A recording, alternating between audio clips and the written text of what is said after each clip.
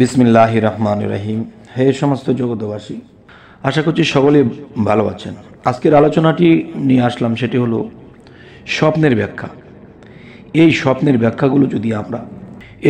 ব্যাখ্যাগুলো যদি আমরা বুঝে চলতে পারি, ইনশাল্লাহ আমরা ইহকাল ও পরকাল আমরা ঠেকবো না।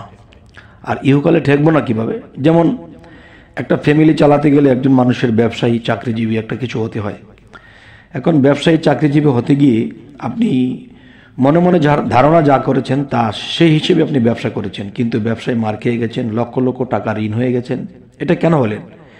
দেখেন, প্রতিদিনের খবর প্রতিদিন আল্লাহ জানিয়ে দিচ্ছে স্বপ্নের মাধ্যমে, কিন্তু আমরা সেই খবরাখবর পেয়েও সেটি আমরা উদ্ঘাটন করলাম না, ব্যাখ্যা করলাম না, যার ফলে আমরা বিপদগ্রস্ত হয়ে থাকতে হয়।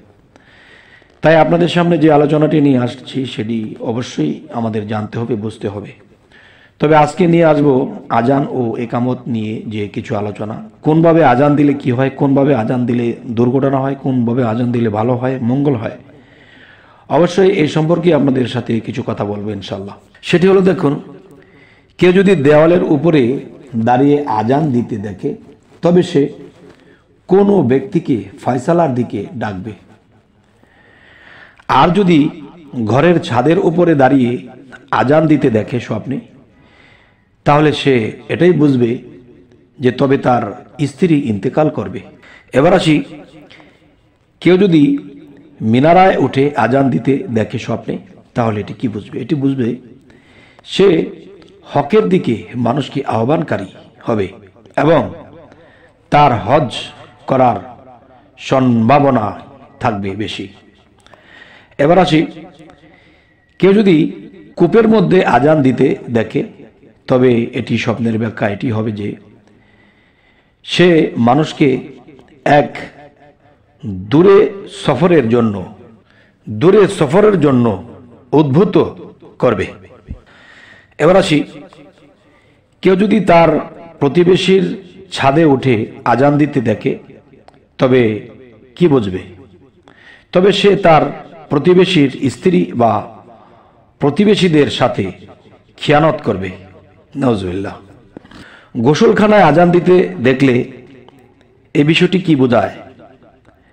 যদি স্বপ্নে গোসলখানায় আজান দিতে দেখে, তাহলে দুনিয়া ও আখিরাতে কোনো দিয়েই কল্যাণকর নয়, অকল্যাণই তার হবে, এটাই বোঝা যায়। এবার আসি, কেউ যদি আজান দিতে দেখে অথচ সে মুয়াজ্জিন নয়, তবে সে যদি রাষ্ট্রপ্রধান হওয়ার যোগ্যতা রাখে, তবে সে পর্যন্ত তার আজানের আওয়াজ পৌঁছাবে, সে পর্যন্ত রাজত্ব করবে। সুবহানাল্লাহ, আলহামদুলিল্লাহ। এবার আসি, কেউ যদি কাবার ছাদে উপরে দাঁড়িয়ে আজান দিতে দেখে স্বপ্নে, তবে তার দ্বারা কোনো বিদআতি কাজ প্রকাশ পাবে, আর কাবার ভিতরে আজান দিতে দেখা কোনো প্রশংসনীয় বা কল্যাণকর কাজ নয়। আচ্ছা, এবার আসি, কেউ যদি শীতাতপ নিয়ন্ত্রিত গোসলখানায় আজান দিতে দেখে, তবে প্রবল জ্বর হবে, আর যদি গরম গোসলখানায় আজান দিতে দেখে, তবে সামান্য জ্বরে আলামত।